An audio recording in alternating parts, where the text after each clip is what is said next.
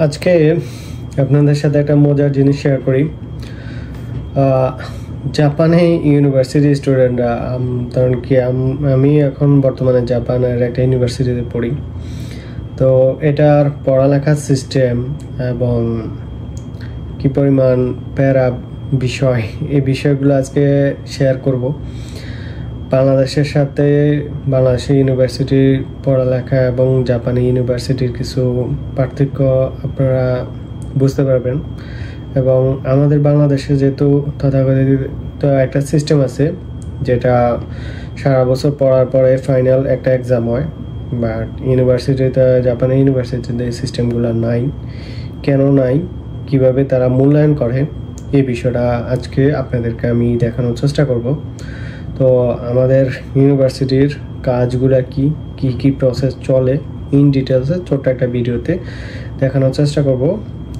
আপনারা যারা আমার নতুন ভিউয়ার্স আছেন, ফেসবুক এবং ইউটিউব থেকে যারা দেখতেছেন, তারা ফলো এবং সাবস্ক্রাইব করে রাখতে পারেন।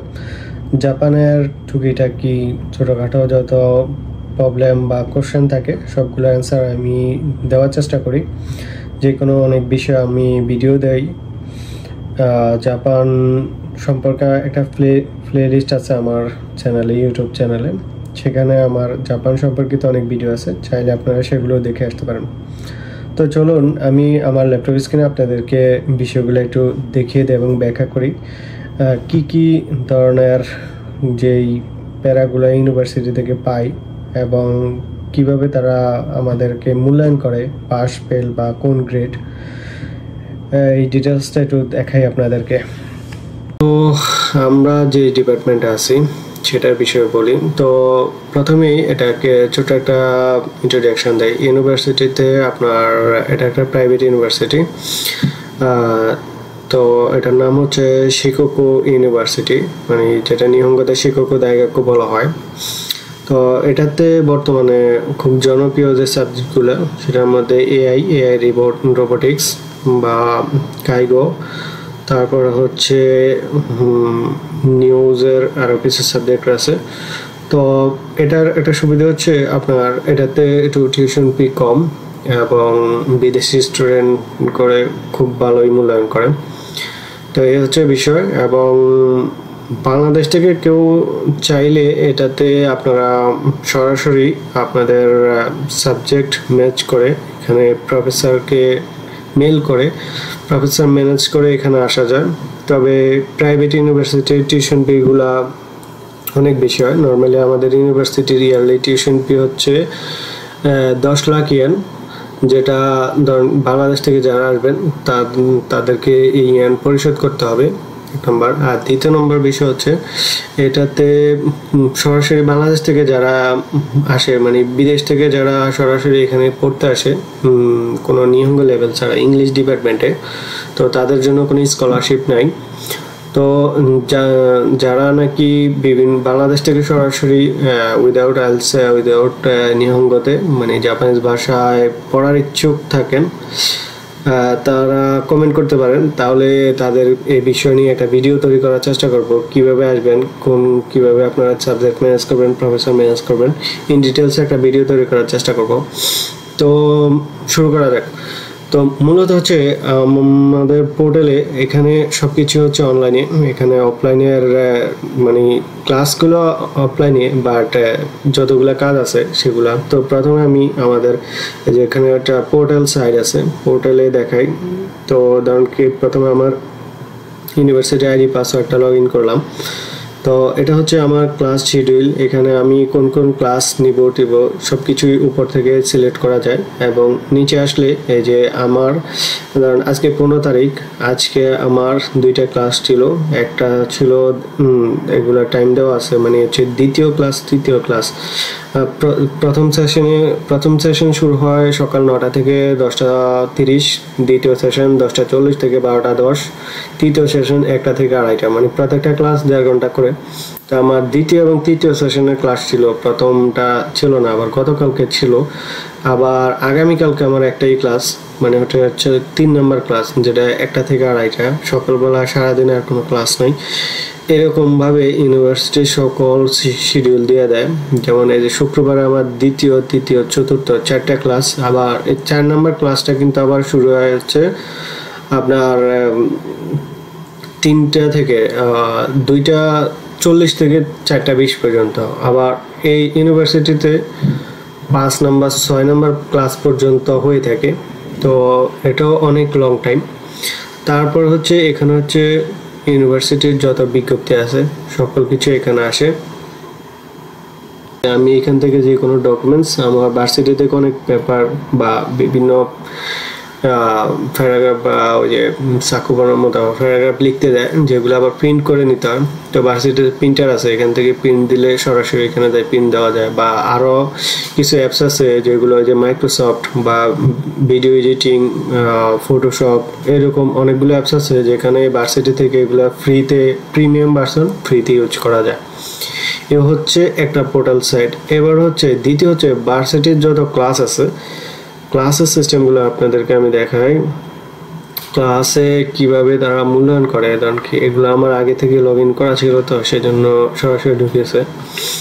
এটা হচ্ছে আমার পুরা ভার্সিটিতে যে কয়টা সাবজেক্ট আছে সকল সাবজেক্ট এখানে দেওয়া আছে।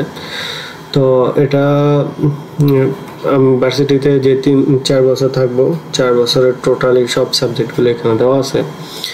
তো এটা জিনিস দেখাই আপনাদেরকে, এই যে এগুলা ধরুন কি এই যে একটা এখানে লাল দাগে ছেড়েছে, মানে এটার ক্লাস এখনো হয় নাই। এটা হচ্ছে, এটা সাবজেক্ট হচ্ছে কেরিয়ার নিহঙ্গ 1 এ ক্লাস এ, আর হচ্ছে সি ক্লাসের, মানে আমি এই সাবজেক্টে সি ক্লাসে আছি।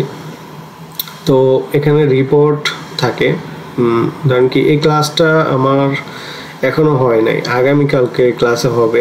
তো এটার একটা টেস্ট হবে, অলরেডি এটা এখানে এসে আসেন, চলে আসছে, মানে আগামীকালকে যে আমার কি পড়া হবে এটা এখানে আসছে।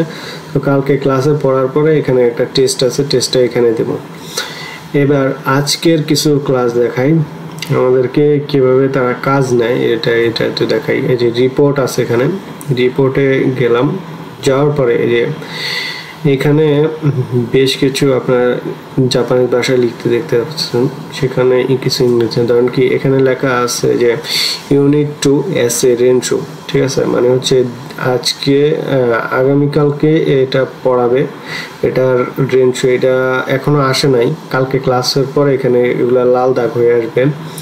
এবং গত যে 2 সপ্তাহ ক্লাস হয়েছে, ক্লাসের এগুলা আমরা দিতে হয়েছে, ধরেন কি যে একটা দেওয়া আছে এসএ, মানে হচ্ছে এই যে প্যারাগ্রাফ টাইপের আর কি। কারণ এখানে এটা সিস্টেম হচ্ছে 500 ওয়ার্ডের, এটা লিখতে হবে, এবং এই যে ফরম্যাটটা দেওয়া আছে এই ফরম্যাটটা ডাউনলোড করে লিখে আবার এখানে এই যে সাবমিট করতে হবে আর কি। আমি এটা সাবমিট করছি, তো এটা তারা দেখবে ভুল কি সঠিক, এটার উপরে তারা মার্ক করবে। তারপরে হচ্ছে আরেকটা বিষয় দেখায়, যদি আপনার কখনো ভুল হয়, যদি আপনার ধরেন কি এখানে আপনাকে 500 ওয়ার্ডের কথা বলা হয়েছে, যদি আপনি 500 ওয়ার্ডের কম লেখেন, এই যে দেখেন আমি একটা লিখছিলাম, সেটা 500 ওয়ার্ডের কম হয়েছে, পরে সে আবার যে প্রফেসর আছে উনি আমাকে এটা রিটার্ন করছে এবং একটা কমেন্ট লিখে দিছে যে আমার এটা 500 ওয়ার্ডের কম, আবার এটা রিসাবমিট করাতে না, আবার রিসাবমিট করছে। এই হচ্ছে একটা ক্লাসে প্রায় 5 আইটেমের হোমওয়ার্ক দেয়। তো এই হচ্ছে একটা বিষয়। দ্বিতীয় হচ্ছে এই যে ইউনিট 1 কাইওয়া, এখানে একটা লিসেনিং আছে, মানে হচ্ছে এই ইউনিটের একটা লিসেনিং আছে, মানে হচ্ছে একটা প্যাসেজ আছে, এটা ওই প্যাসেজটা পড়ে তারপরে আপনাকে আপনার ফোনে রেকর্ডিং করে এই রেকর্ডিংটা এখানে আপলোড দিতে হবে, মানে আপনি পড়ছেন কিনা এটার প্রমাণস্বরূপ। তারপর হচ্ছে এখানে হচ্ছে একটা অঙ্কিত বিষয় আছে, সেটা আপনার যেমন এটা এখনো আসে নাই, আসবে হচ্ছে 16 তারিখ, মানে আগামীকালকে এটা আসবে ডিসকাশন। তো এটার মধ্যে আপনার 3টা কোশ্চেন থাকবে। কোশ্চেন অনুযায়ী আপনাকে মানে এটা কালকে ক্লাস হবে, তো এই জন্য কালকে এটার প্রশ্নগুলো আসবে। তো আপনার 3টা প্রশ্ন থাকবে, ওই 3টা প্রশ্নের অ্যান্সার দিতে হবে। এরপরে থাকবে টেস্ট। এখানে একটা টেস্ট আসবে, এখন বর্তমানে এটাতে নাই। টেস্ট আসবে ওইটার মতো আসলে তারপরে আপনি ঢুকে দিতে পারবেন। টেস্ট এখনও নাই, টেস্ট এখনো আসে নাই। তো এই হচ্ছে বিষয়, এই যে রিপোর্ট আসে।